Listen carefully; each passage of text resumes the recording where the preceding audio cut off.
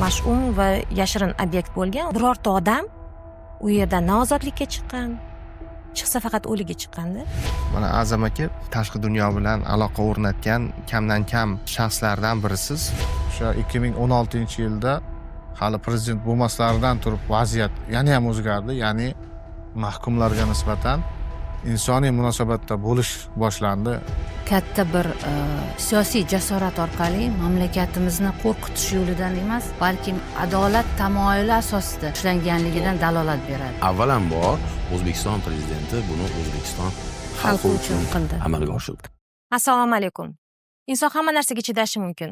Hayot yo'lida duch keladigan qiyinchiliklar, sinovlar hammada bo'ladi, bu tabiiy jarayon. Ammo inson adolatsizlikka chidolmaydi. Ayniqsa davlati unga ko'rsatgan adolatsizlikka. Bu Shavkat Mirziyoyevning faoliyatga kelgan birinchi so'zlari, iqtibosga aylangan ular bugungi kunda. O'zbekistonning poytaxti Toshkentdan 1200 kilometr g'arbda joylashgan. Qoraqalpog'iston Respublikasining Qo'ng'irot tumanidan markazdan 100 kilometr uzoqlikda joylashgan. Jasliq, ya'ni yoshlik deb ataluvchi maskanda O'zbekiston fuqarolarining, umuman xalqimizning turli vakillarining yoshliklari poymol bo'lgan, umidlari zavol topgan. Ular hayotlarida adolat qidirib, juda ko'pchiligi umrini boy bergan. Biz bugun Jasliqning yopilishi, O'zbekistonda inson huquqlari ta'minlanishi jarayonidagi eng katta qadam bo'lgani haqida gaplashmoqchimiz, eslamoqchimiz va kerak bo'lsa, jarayon hozir qanday ketayotgani haqida ekspertlardan, vakolatli organlardan javob olmoqchimiz. Qarshimda Oliy Majlisning inson huquqlari bo'yicha ombudsmani Feruza Eshmatova o'tiribdilar va yana bir asosiy qahramonimiz. Qahramon deyish balki to'g'ri kelmas, A'zam aka. Siz bunday qahramon bo'lishni istamagan bo'lardingiz, menimcha, hayot qaytib kelganda. A'zam Farmonov o'tiribdilar. A'zam Farmonov hayotlarining eng gullagan davrini 27 yoshlarda ichkariga kirib ketgan bo'lsalar, 11,5 yil vaqtni Jasliqda o'tkazgan asosiy guvohlardan biri. Bunday insonlar hozir ham ko'p oramizda. Ular oramizda deyish bugun juda katta baxtligini menimcha ularning hikoyalari orqali bilsak kerak. Feruza opa, A'zam akaga so'z berishimdan oldin, chunki bu uzoq hikoya bo'ladi, sizga men qisqa savol bilan yuzlanmoqchiman. Jasliqning yopilishi ichkarida va tashqarida qanday kutib olingan edi? Siz unda deputat bo'lib ishlagansiz, adashmasam. Siz o'zingiz ham baribir jarayonlardan bexabar bo'lmagansiz. Inson huquqlarining ta'minlanishi umuman har bitta jamiyatning, davlatning rivojlanishining asosi hisoblanadi. Va davlatimiz rahbari shu birinchi kunlardanoq prezidentlik lavozimiga kirishganlaridan keyin aynan inson huquqlarini ta'minlash masalasini barcha islohotlarning asosida belgiladilar. Buni biz o'sha 2017-yilda qabul qilingan harakatlar strategiyasida ham ko'rishimiz mumkin. Belgilangan asosiy vazifalarning barchasi inson huquqlarini ta'minlashdan iborat bo'lgan. Shu nuqtai nazardan 2019-yili prezidentimizning alohida qarorlari qabul qilindi. Aynan Qoraqalpog'iston Respublikasidagi Jasliq jazoni ijro etish koloniyasini bekitish masalasi. Aytish kerak, mana shu Jasliq koloniyasini bekitish masalasi juda ham ko'p marotaba mana shu xalqaro tashkilotlar tomonidan, xususan Birlashgan Millatlar tashkiloti tomonidan va hamda inson huquqlari bo'yicha bir qator tashkilotlar tomonidan ham tavsiya qilingan edi, aytib kelingan edi. Lekin uzoq yillar mobaynida bu kabi tavsiyalar inobatga olinmagan va umuman quloq ham solinmagan edi. Lekin mana shu 2019-yilda prezidentimizning siyosiy irodalari tufayli mana shu Jasliq koloniyasi, qamoqxonasi bekitildi. 2019-yil 2-avgustda haqiqatan tarixiy qaror e'lon qilingan. Lekin shu Jasliq bilan bog'liq hikoyalarni ko'pini o'qib chiqdim. O'sha yerdagi guvohlarning aytishicha, Shavkat Mirziyoyev hali bosh vazir bo'lib yoki vaqtincha vazifani bajaruvchi bo'lib ishlayotgan davrlardanoq qamoqxonada muhit o'zgargan edi. Ya'ni o'sha erkinlik, ochiqlik shamollari, epkinlarni seza boshlashgan edi. A'zam aka, sizni hikoyangizni boshlashimiz mumkin. Balki yana qayta eslash og'ir bo'lar, lekin aytadi-yu, tarix albatta eslanib turish kerak. Busiz xotira ham yo'q, busiz kelajak ham yo'q. Shuning uchun ham sizni yana bezovta qilamiz xotiralar bilan. Avvalambor assalomu alaykum.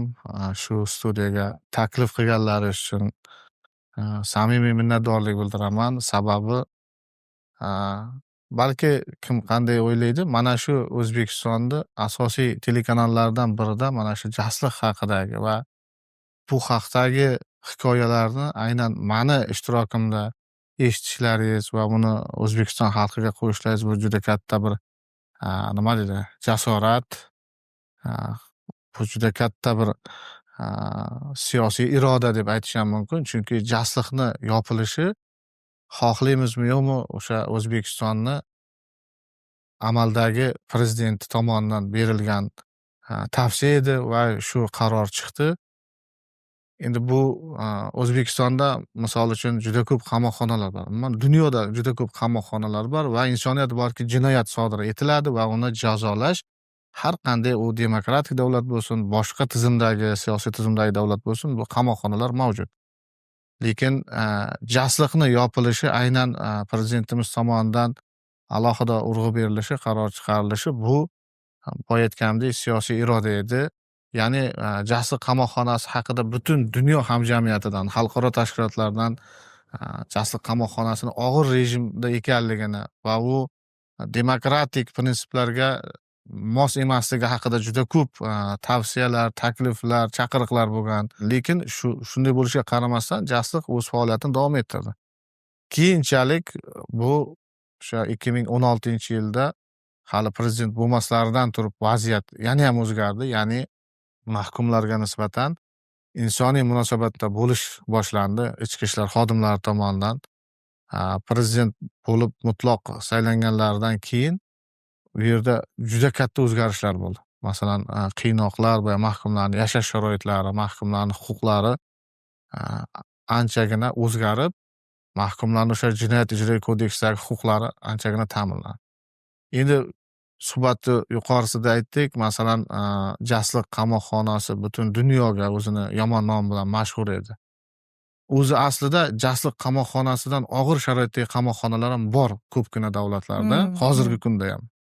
Lekin jasliqni nimasi butun dunyoga mashhur qildi va odamlar orasida nimasi uni qo'rqinchli bir zona ekanligini ifodaladi. Ya'ni 99-yilda u zona yashirin holatda ochilgan.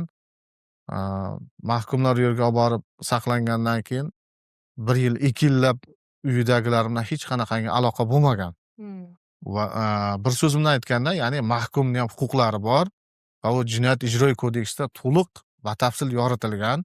Jamiyatni hayotidan uzilganda u uzilgan. Aynan o'sha jinoyat ijroiy kodeksi mutlaqo ishlamagan edi. Qonun ishlamagan. Qonun ishlamagan. Ya'ni mahkumni masalan yil davomida o'zini oila a'zolari bilan uchrashish huquqi bor, telefon orqali so'zlash huquqi bor, posilka yoki yo'qlov olish huquqi bor. Bundan tashqari o'zini yaqinlari bilan xabar olish huquqiga ega, axborot olish erkinligiga bor, televideniya, matbuot ko'rish huquqi bor. Bundan tashqari har kunlik sayrga chiqish, normal oziq-ovqat iste'mol qilish huquqi bor va o'sha mavsumga qarab kiyinish huquqlari bor. Masalan, ularga beriladigan barcha huquqlar mutlaqo o'sha jinoyat ijroiy kodeksi talablariga mos bo'lmagan. Men butunlay yo'q bo'lgan deb ayta olmayman, lekin aksariyat qismi o'sha ichki ishlar xodimlarini zo'ravonlikka, ya'ni qiynoqlarga asoslangan rejimiga moslashtirilgan kun tartibi joriy qilingan va shunisi bilan u yerda masalan har qanday demokratik davlatlar o'zini o'sha Birlashgan Millatlar Tashkilotining a'zosi sifatida e'tirof etar ekan. Demak, o'sha xalqaro konvensiyalarga, inson huquq va erkinliklariga oid aynan mahkumlarning yashash sharoitlari, minimal standartlarga moslashgan bir rejim bo'lishi kerak. Lekin jasliqda ana o'sha rejim ishlamagan. Va mana shu jihatidan butun dunyoga nomi o'sha jasliq bir jihati boya aytganimdek ijroiy kodeksning qonunni ishlamasligi bo'lsa, ikkinchi mashhur bo'lgan narsa, ya'ni o'sha ko'p umuman O'rta Osiyo xalqlarida borsa kelmas degan nom olgan. O'zi aslida boya jasliq posyolkasi borsa kelmas posyolkasidan ham uzoqda. Ya'ni borsa kelmas, aslida boshqa hududlarda boshqa posyolka bu, lekin shunday bo'lishiga qaramasdan o'sha bir tomonda bo'lganligi uchun borsa kelmas degan vahima nom o'zi. O'sha borsa kelmas posyolkasiga nisbatan emas, u yerdagi o'sha aynan siz hikoya qilib berayotgan inson huquqlarini poymol qilinishiga nisbatan, u yerdagi Shunday. dahshatlarga nisbatan xalqimiz shunday deganda, mana shu Jasliq qamoqxonasi haqida gapirilganda, ayniqsa u yopilgandan keyin e'tibor asosan O'zbekistonni xalqaro tashkilotlar oldidagi xalqaro imijini, dunyodagi bir imijimizni yaxshilaydigan gaplar ko'p gapirilyapti-da. Shunday. O'zi aslida mana sizni hikoyangizdan ham shu narsa kelib chiqyaptiki, meni fikrim qanaqa? Aslida prezidentimiz buni xalqaro tashkilotlar oldidagi bir majburiyat sifatida emas, xalqimiz oldidagi majburiyat va juda uzoq kutilgan ish sifatida bir amalga oshirdilar. Ichimdagi gap aytdingiz, haqiqatan. Bu avvalambor mamlakat rahbari sifatidan O'zbekiston xalqi uchun amalga oshirildi. Chunki buni ortida nafaqat mahkumlar, bu juda katta zehniyat bilan, xalqning zehniyati bilan bog'liq jarayonda. Agar prezidentimiz oldilarida butun mamlakatni isloh qilish vazifasi, missiyasi turgan ekan, avvalambor bizni shu ochiq aytaylik 30 yildagi zehniyatimizda shakllangan qo'rquv, vahima, mana juda ko'p gaplashdik. Bu hamma sohalarga ta'sir qilgan. Mana shu Jasliqni borligi va u haqidagi turli afsonalarni, xalq orasidagi hikoyalarni tarqashi va xalqimiz buni borsa kelmas deb nomlab olgani, bu eng avvalambor yoshlarimizni o'sha zehniyatidagi bir muayyan tushunchalarni shakllantirgan edi-da. Bu nima beradi? Bu yoshlarimizni katta jamiyatga kirib kelgandan keyin butun bir boshli potensiali bilan mamlakat taraqqiyotiga xizmat qilishini ham teng yarmiga, agar ochiq aytadigan bo'lsak, kesib tashlaydi. Shuning uchun bu islohotni avvalambor to'g'ri xalqaro tashkilotlar oldidagi majburiyatlar, turli konvensiyalardagi qo'yilgan majburiyatlarni davlat bajarishi bilan bog'liq. Lekin avvalambor O'zbekiston prezidenti buni O'zbekiston xalqi uchun qildi. amalga oshirdi. Azam aka, aytmoqchi bo'lganim, avvalgi ma'muriyat davrida 99-yilda Jasliq koloniyasi ochilgan bo'lsa, ya'ni u shu sobiq ittifoq davrida kimyoviy qurilmalar, vositalar ishlab chiqariladigan juda bir mash'um va yashirin obyekt bo'lgan, uni ustida ochilgan. Keyin shu to bu ma'muriyat davrigacha birorta odam u yerdan na ozodlikka chiqqan, chiqsa faqat o'ligi chiqqanda va ancha vaqtgacha yashirin bo'lgan. Ya'ni bunday qamoqxona borligi.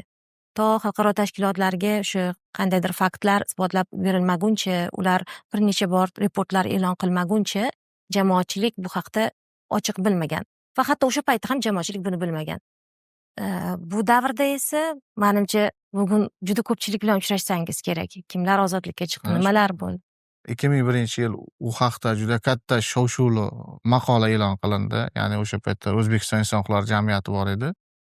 Ular tomonidan men o'sha paytda 2001-yil shu tashkilotning a'zosi edim. Sirdaryo viloyat bo'limi raisi edim shu tashkilot. Endi 99-yilda mahkumlarni olib borib qamash boshlandi va qanday qilib ovoza bo'ldi bu narsa. Dastlabki sudlar bo'lib, apellyatsiya muddati o'tgandan keyin u qaysidir o'sha belgilangan tartibda jazoni o'tash kerak. Yoki Navoiyga, yoki Qashqadaryoga, yoki Toshkent viloyatidagi zonalarda jazosini o'tash kerak. Lekin yillar davomida 1 yil yoki 1,5 yillab o'zini yaqinlaridan hech qanday xabar topolmayapti odamlar. Va bunaqa odamlar soni ortib borgan. Borgan sari o'sha Go'yinga, jazoni ijrochi departamentiga borib odamlar shikoyat qilgan, prokuraturaga shikoyat qilgan, davlat idoralariga shikoyatlar ko'paygan, lekin hech qanday aniq bir javob bera olmagan. Ya'ni bunaqa xatlarning soni ko'payib ketganki, chunki advokati boryapti, o'z mijozi bilan uchrashishga yo'q. Toshturmada bor yoki boshqa joyda. Bu vaqtlar o'tgandan keyin, murojaatlar soni ko'paygandan keyin odamlarda o'sha davlat idoralariga qanaqadir shubha bo'lgandan keyin nodavlat tashkilotlarga, ya'ni bizni o'zi yaqinimiz 1 yildan beri yo'q, 1,5 yildan beri yo'q degan bir shikoyatlar bilan nodavlat tashkilotlarga murojaatlar boshlangan. Shunda boya aytganimdek, O'zbekiston inson huquqlari jamiyatiga odamlar borgan va bular taxminiy kartina chizilgan. Ya'ni eshityapti, masalan, Qoraqalpog'iston hududida ham o'sha koloniya bor. Qanaqa koloniyasi? U yerda manzil koloniya bor. Navoiyda bor, Qashqadaryoda bor, lekin poyezdda o'sha mahkumlar boshqa yoqqa juda bir yashirin holatda olib ketilyapti. Yo'llar tozalanib, umuman hech kim ko'rsatilmay, demak taxmin qilingan o'sha Jasliq hududigacha borayotganligini his qilgan va u yerda yashirin qamoqxona borligi va stalapin deyiladi. Poyezdlarda maxsus vagonlar, shular shu tomonga borgandan keyin odamlardan eshitgan gaplar hammasi analiz qilinib, shu yerda yashirin zona borligi ochilgan. Biz ham eshitganmiz, boshqa qilganmiz.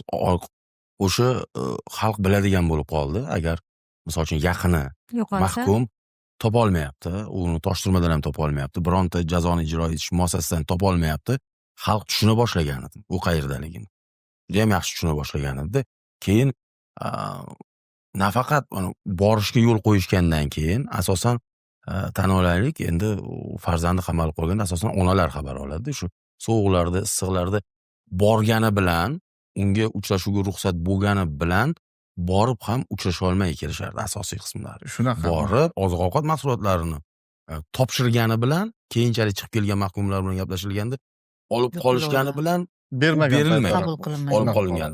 Uchrashuv belgilangani bilan Uchrashuvga uchrasholmay qaytgan va ko'pincha uchrasholmay qaytganini aytish mumkin emasligini ham tayinlashgan ota-onalar. Shunaqa, ha. Keldi, 3 kun shu yerda bo'ldi, bugun deyishdi, ertaga deyishdi, oylab uni kutgan ertasiga odamlar. deyishdi, 3-4 kun kutdi va umidsiz qaytdi. Ketayotganda unga aytildiki, Birovga uchrashmaganini birovga aytib bo'lmaydi. Mana Azam aka bizga juda ham qiziq bo'lardi. Tashqi dunyo bilan aloqa o'rnatgan kamdan kam shaxslardan birisiz va shu jarayon to'g'risida ham agar ma'lumot bersangiz. Ko'p xatlar yozgansiz. Ha, Qanday? shunday. Endi bilasizmi, jasliqda haftada bir marta oila a'zolari yaqinlariga xat yozish huquqi berilardi, lekin u juda ham cheklangan vaqt edi. O'sha men borgan paytlarimda 2006-yilda borgan bo'lsam, 2007-2008-yillarda ham nari borsa 1 soatga ruxsat berilardi. Xat yozish. Xat yozishga. Bu ham juda kuchli nazorat ostida. Ya'ni har bir mahkum o'zi bilan bir tumbichga o'sha yozadigan tabritkani olib chiqib, shuni ustida bitta odam o'zi o'tirib xat yozadi. Xatga qog'oz hech qachon 2 betlik, 2 ta varaqlik berilmagan. Bir varaq 2 betiga yozish mumkin edi. Va tepasida, mahkumlarning tepasida 2 ta 3 ta harbiy yurar edi doimiy. Kamida 4 ta militsiya xodimi, ya'ni 2 ta otryadnik, 2 ta rejimnik, 2 ta oper, ya'ni 6 ta odam yurardi. Shuni kamida 4 ta odam yurardi. Bundan tashqari harbiylarni hisoblasak, keyin mahkumlarning ichidan maxsus saylangan, ya'ni TBOSH deyiladi, tartib buzarlikni oldini olish shoxobchasi deyiladi. Keyin zavxoz deyiladi. O'sha xo'jalik ishlari bo'yicha mahkumlarga qaraydigan mahkumlar. Bu mahkumlar o'sha militsiyadan battar dunyoqarashga ega. Militsiyalik mahkumlarga qanaqadir bosim o'tkazishda militsiyadan yuqori bir ishlaydigan darajadagi odamlar qo'yiladi. Va bunday holatda xatlarga ortiqcha narsa yozish mumkin emas, chunki bu vaqt beriladi, baqir-chaqir asabga tegib, shu yerda xat yozgandan keyin bu xat endi qanchalik ishonasizlar bilmayman, eng kamida 10 ta odamdan senzuradan o'tgan. Ya'ni otryad, o'sha bitta otryad turkumda 2 ta otryad boshlig'i, 2 ta kun tartibi bo'yicha mas'ul xodim, ya'ni rejimnik deyiladi. Tezkor bo'lim, ya'ni 2 tasi ishlardi har tur. Ya'ni bu 6 ta xodim.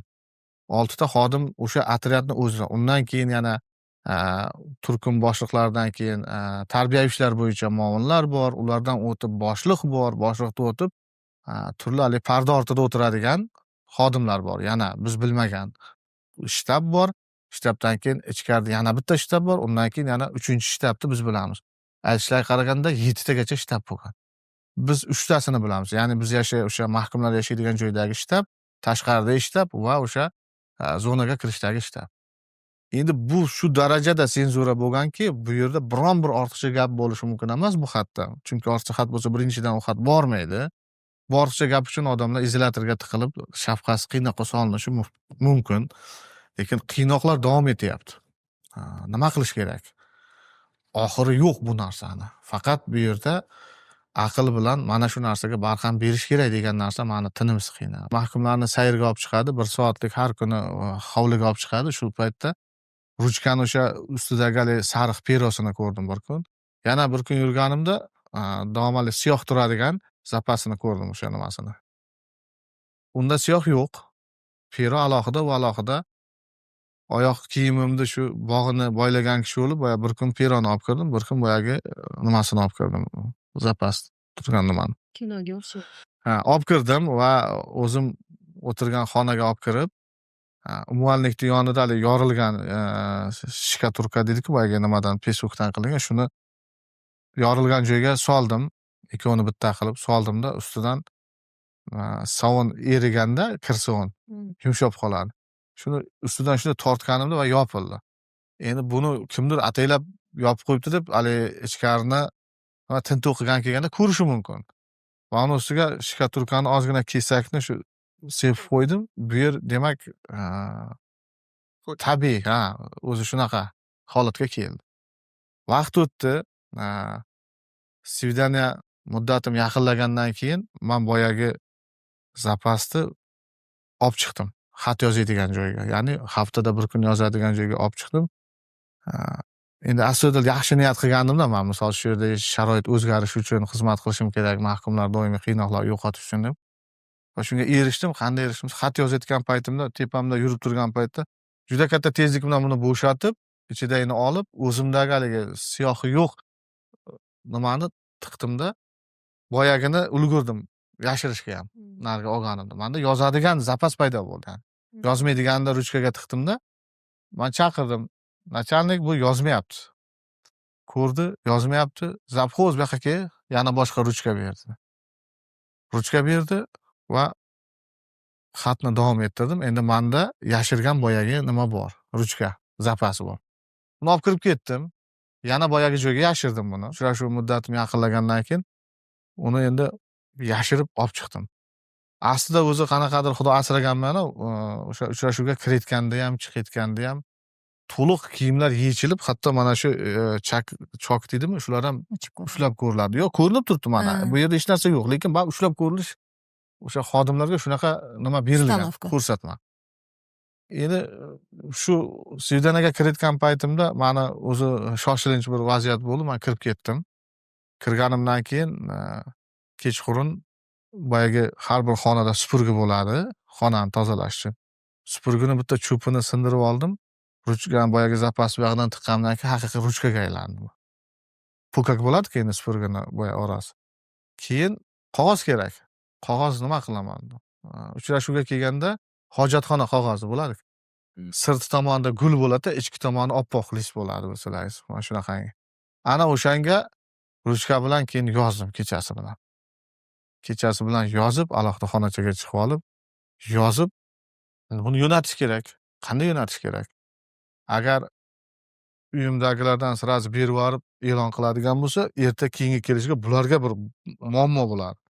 Demak, buni boshqacha yo'lni topishim kerak. Va tayinladim. Svidaniyadan chiqqanimdan keyin rovna 2 oy o'tgandan keyin buni kimga berishi va qanday yo'nalishini o'zim aytdim. Ishimiz o'ngidan keldi. Chiqib oradan 2 oy o'tgandan keyin ijtimoiy tarmoqlar bergan buni. Rosa berilib tegishli joylarga borgandan keyin bu juda katta natija berdi. Ya'ni bu nechinchi yil? Bu 2008, men asl birinchi 2009-yildan boshlaganman chiqarishni. Lekin ijtimoiy tarmoqlarda berilgani 2010-yilda berilgan ekan. Vaholanki undan oldin rasmiy xatlarim borib bo'lgan. O'zi tegishli joyga har qo'tlashibdan, Har bitta prezident iqtidoriga kelar ekan, xalqidan shu mandatni olar ekan, ya'ni saylanar ekan. Mana shu mamlakat rahbaridan ham xalqaro darajada, xalqaro tashkilotlarni ayniqsa o'zini xalqini kutilmalari bo'ladi-da. Xalq nima uchun saylaganini juda yaxshi bilar va nimalar kutayotganini xalq juda yaxshi bilar va xalqaro tashkilotlar ham. Xalqni juda ko'p kutganlari bor. Mana shu kutganlarning orasida eng muhimi, ochiq aytaylik, bu inson huquqlarini, insonning, fuqarolarining eng oddiy huquqlarini tiklanishi edi. Xalq buni juda uzoq kutdi-da. Prezident Shavkat Mirziyoyevni iqtidorga kelgandan keyin birin-ketin aynan inson huquqlari masalasida amalga oshirgan islohotlari juda ko'p bo'ldi, muhim bo'ldi. Bugun aytaylik, mana shu jasliq jazoni ijro etish muassasasining yopilishi mana shu amalga oshirilgan ishlarning eng muhimlaridan bo'ldi. Bu prezidentning bu boradagi siyosiy irodasi qat'iy ekanligini ham xalqaro tashkilotlarga, ham xalqqa yaqqol isboti bo'ldi-da. Xalqning ishonchi agar o'sha paytda 20-30% desak, 100% ga ko'tarildi. Chunki men aniq eslayman, bu xabarlar birdan chiqdi. Bu haqda gap so'zlar aylanar edi, lekin ishonch yo'q. Birdan o'sha tongdan boshlab bu xabarlar ulasha boshlandi, bu qamoqxona yopildi degan shu darajada ediki, bo'lishi mumkin emas degan narsalar bo'ldi. Va asta-sekin bu haqiqatligi misolida xalqimizda mamlakatning rahbari mamlakatda inson huquqlarini ta'minlash bo'yicha siyosati qat'iy va o'zgarmas ekanligini, Ortga qaytmas. yaqqol ortga qaytmas ekanligini xalqimiz ham aynan mana shu nuqtada yaqqol sezdi va Shu ishondi. fikrni Shu fikrni bir og'iz aytmoqchi edim. Haqiqatdan ham mana shu katta bir siyosiy jasorat orqali mamlakatimizni qo'rqitish yo'lidan emas, balkim adolat tamoyili asosida ish Xuddi shunday. ishlanganligidan dalolat beradi. Albatta jasliq tarixda qoldi, lekin uning asoratlari hali hamon mana ko'rib turganimizdek bor. Va biz o'ylaymizki, bu qilingan amaliy ishlar katta siyosiy bir jasorat. shu o'rinda yana bir muhim jihat hozir suhbat davomida bir necha bor e'tirof etildi. Bir narsani yaxshi tushunish kerak. Bu inson huquqlari bu nafaqat mamlakatni xorijdagi xalqaro imijini yaxshilab, o'sha potensial Rivoj. investorlar uchun yo'nalish ko'rsatadigan, bu inson huquqlari e'tirof etilgan mamlakat sifatida qaysidir bir reytinglardan o'rin olishi, balkim inson huquqlari bu mamlakat ichida ham taraqqiyotning asosi. Ya'ni inson huquqlari ta'minlansa, bu barqaror inklyuziv jamiyat paydo bo'ladi.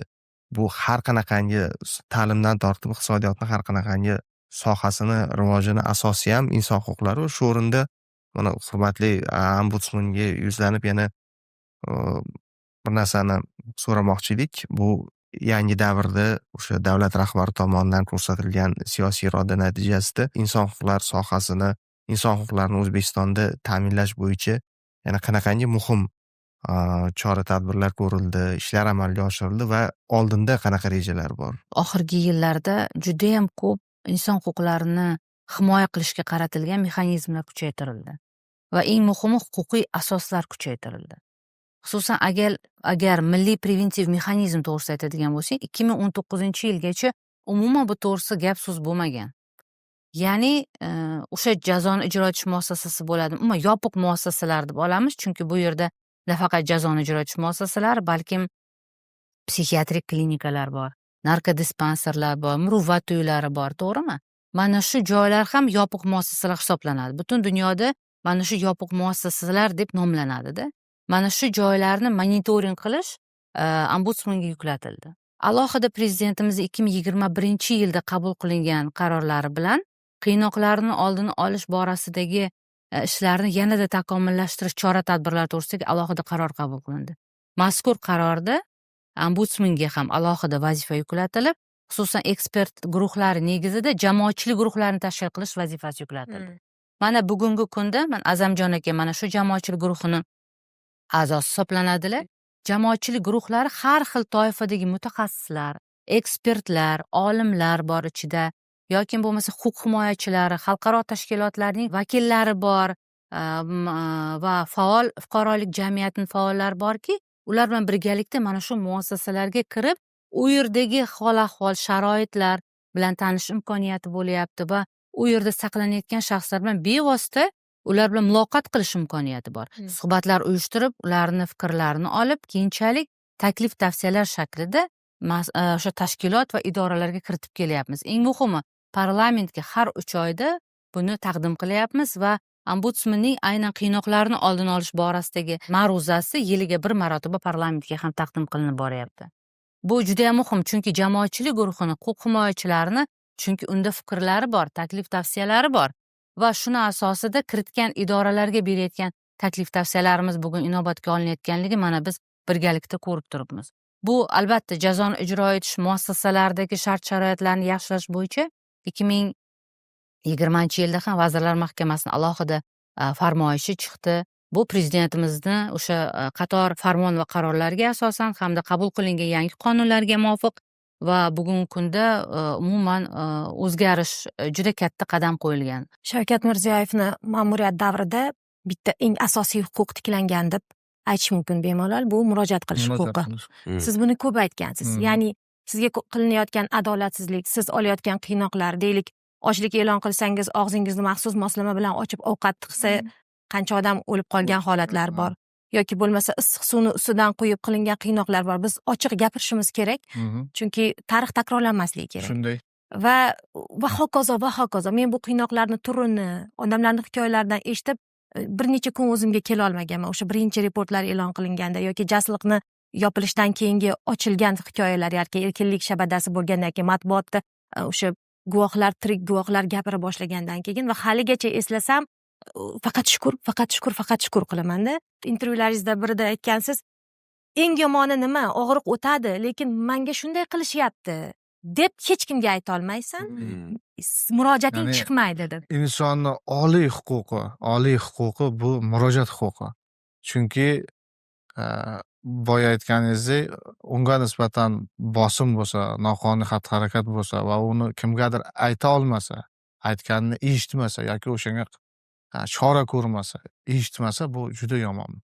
Endi hozir mana shu ko'rsatuvni ko'rayotganlar o'ylashmasin, balki bu yerda faqat maqtovbozlik, qarsoqbozlik, bu inson huquqlari borasida to'g'ri juda ko'p ishlar qilindi, lekin qilinadigan ishlar ham bor. Masalan, qiynoqlar borasida Feruza Farhodovna aytganlaridek, jamoatchilik guruhi kirib o'sha yopiq turdagi jazoni ijratish joylarida hatto yakka tartibda suhbat o'tkazamiz. Men o'zim alohida bitta kabinetda, xonada, agar o'sha xonada gaplashishni xohlamasa, ko'chada, hovlida, o'sha muassasaning hovlisida alohida hech kim eshitmaydigan va bitta zonada, ya'ni bitta muassasada 5 ta 10 ta odam bilan alohida suhbatlashsangiz, baribir u yerda umumiy kartinasi chiqadi. Buni yashirib bo'lmaydi. Ya'ni qiynoq ruhiymi, jismoniymi, ya'ni 10 ta 20 ta odam bilan bitta gaplashsa, baribir kartina chiqadi. Va Feruza Farhodovna aytganlaridek, bu kartinani biz milliy preventiv mexanizm doirasida parlamentga yuboriladi. To'g'ri, ba'zi bir shunaqa qiynoqlar borki, uni isbotlab bo'lmaydi, isbot talab qiladi, masalan, birovni jazolash uchun.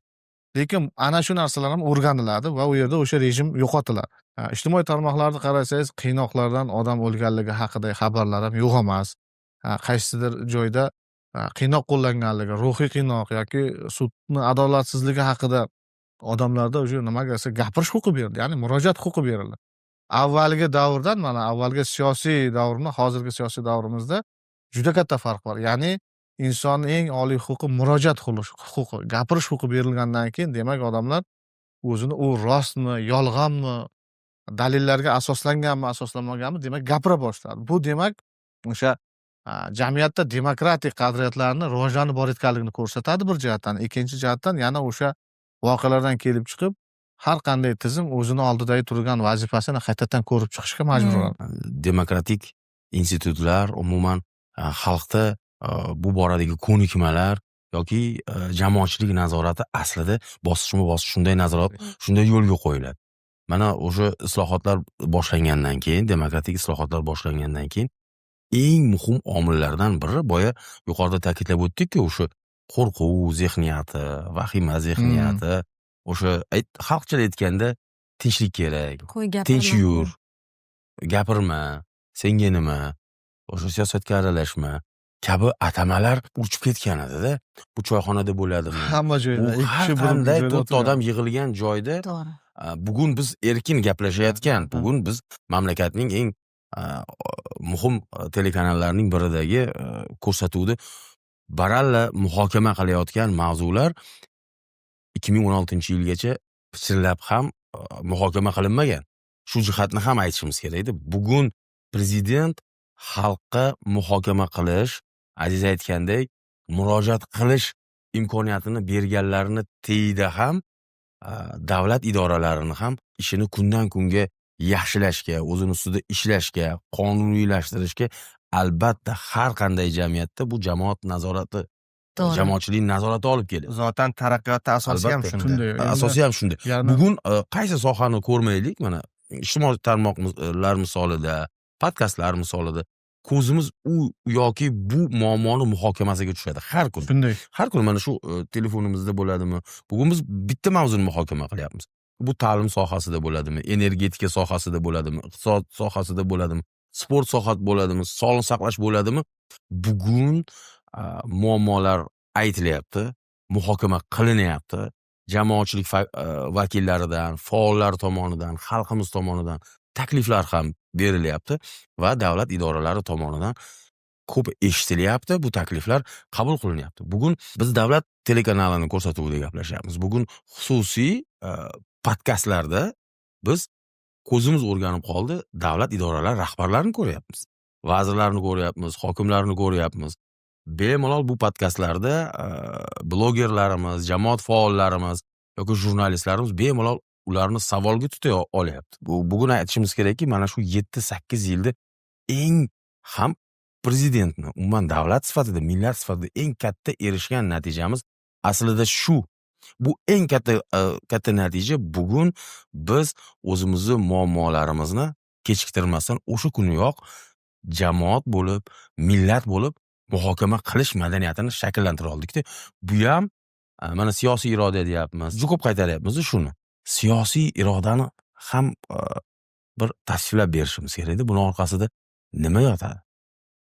Bilasizmi, Buning orqasida baribir xalqqa bo'lgan muhabbat, o'zini millatiga bo'lgan juda katta xayrixohlik yotadi aslida. Adolat. Albatta. Mana shu ishimizning xususiyatidan kelib chiqib, juda ham ko'p xalqaro tashkilotlar bilan biz suhbatlashamiz, vakillari bilan. Va ular har doim aytishadi, inson omili hamma joyda bor. Hamma davlatda bor, hamma tashkilotida bor. Buni inkor qilib bo'lmaydi. Shu nuqtai nazardan O'zbekistondagi islohotlar natijasida erishilayotgan ijobiy qadamlarni biz inkor eta olmaymiz deb aytishadi har doim. Mana hozir jazo to'g'risida ketdi-da gap. Ya'ni qiynoqlarni amalga oshirilganda qanday jazo? Bilasizmi, bizning maxsus jinoyat kodeksimizga 235-modda kiritildi. Bu kim qiynoqlarni sodir qilsa beriladigan o'sha norma hisoblanadi. Bu juda ham jiddiy norma, juda ham uni sanksiyasi kuchli. Lekin mana shu norma juda ko'pchilik davlatlarning qonunchiligida yo'q, mavjud emas. Ular boshqa normalar orqali ularni jazolashadi. Lekin tiyib turadi, jazolaydi. Lekin bu moddani kiritish ham katta jasorat. Azam akani gaplaridan yana bir narsada xulosa qilsak bo'ladi. Yangi davrda o'sha inson huquqlarini ta'minlanish to'g'risida. Bu nafaqat hozir sanab o'tilgandagi iqtisodiyotda, tadbirkorlar yoki boshqa sohalarda, hattoki odamlarni ko'zidan bir muncha chetda bo'lgan jazoni o'tash muassasalaridagi mahkumlarning huquqlari ham ta'minlanyapti. Ya'ni ularni murojaat qilishi, yaqinlari bilan uchrashishi, advokat bilan uchrashish huquqlari, uni xizmatdan foydalanishi ham ta'minlanyapti. Ya'ni bu hozirgi yangi davrdagi o'sha ko'rsatilgan siyosiy irodaning natijasida inson huquqlarini ta'minlanishi bu ozodlikda yurgan shaxslar emas, balki mahkumlar orasida ham shu uchrayapti. Mana juda ko'p narsalar o'zgardi O'zbekistonda. Buni ochiq tan olish kerak. Inson huquqlari ta'minlanishi, hatto mahkumlarning ham huquqlari ta'minlanishi, juda ko'p islohotlar amalga oshirilyapti. Aynan Jasur qamoqxonasini yopilishi, O'zbekistonda majburiy mehnatga barham berilishi, bu dunyo hamjamiyati ko'z oldida juda katta voqealar bo'ldi. Hammamiz diqqat bilan, ba'zan ko'zimizda yosh bilan tinglayapmiz bu narsani. Yana bir marta yuqorida aytgan gaplarga qaytamizda. Mana bir vaqtlar fuqaro o'zini holati bo'yicha, unga o'tkazilayotgan ta'ziqlar bo'yicha murojaat qilishi va buni jamoatchilikka, umuman inson huquqlari tashkilotlariga, umuman davlatga bildirishi imkoniyatlari qay darajada ekanligini yaqqol hikoya qilib berdilarda. Mana keling to'g'ridan to'g'ri bugunni, hozirgi holatni shuni aytamiz. Bugunchi. Bugun kimdan bekitish kerak, kimdan yashirish kerak? Yana xuddi shu gaplar. Bugun eng muhim narsa nimada? Aytilayotganida ham, lekin undan ham muhimi bor.